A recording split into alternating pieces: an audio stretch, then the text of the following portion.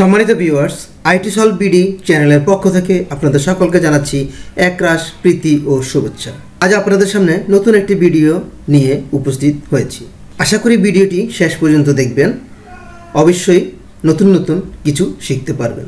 আজ আমি আপনাদেরকে দেখাবো কিভাবে MS ওয়ার্ডে আপনি কোনো লেখাকে অল টাইম কপি করে রাখতে পারেন এবং সেই লেখাটি আপনার যখনই প্রয়োজন হবে তখনই আপনি একটা ক্লিক করা মাত্রই সেটা আপনার সামনে হাজির হয়ে যাবে। এটা কিভাবে করবেন? দেখতে পাচ্ছেন এখানে আমার নাম বা আমার অ্যাড্রেসটি লেখা আছে, তাই না?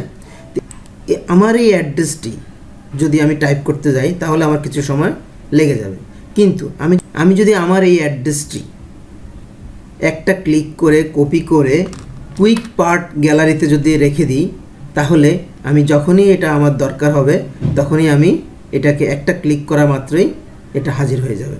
তো সেটা কীভাবে করব? আপনারা আপনাদের যেই জিনিসটি কপি করে রাখতে চান সেটাকে এভাবে সিলেক্ট করে কপি করবেন। কপি করার পর আপনি চলে যাবেন ইনসার্টে যাওয়ার পর এখানে দেখতে পাচ্ছেন আপনারা এই যে কুইক পার্ট গ্যালারি, এখানে ক্লিক করবেন। এখানে ক্লিক করলে আপনারা অনেকগুলো অপশন পাবেন। তার মধ্যে এই যে দেখতে পাচ্ছেন save selection to quick part gallery, এখানে ক্লিক করবেন। এখানে ক্লিক করার পর আপনি এই যে নেম দেখতে পাচ্ছেন, এখানে একটা নাম দিয়ে দিতে পারেন। মনে করুন আমি শুধু সাইফুল দিয়ে দিলাম, তারপর আমি ওকে দিয়ে দিলাম। এবার মনে করুন আমার এই লেখাটি নাই, এখন আমার এটা দরকার, তাহলে আমি কি করব? ইনসার্টে যাব, কুইক পার্ট গ্যালারিতে যাব, এইখানে একটা ক্লিক করব, চলে এসেছে।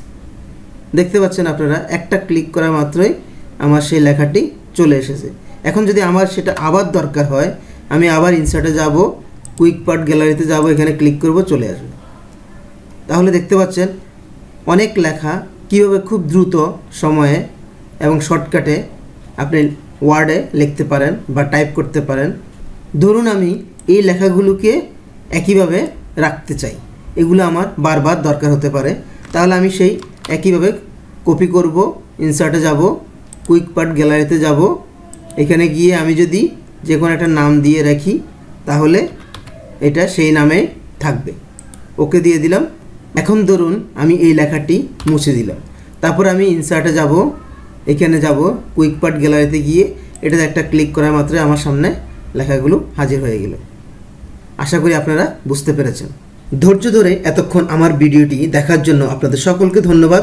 পরবর্তী ভিডিও দেখার আমন্ত্রণ রইল। আসসালামু আলাইকুম।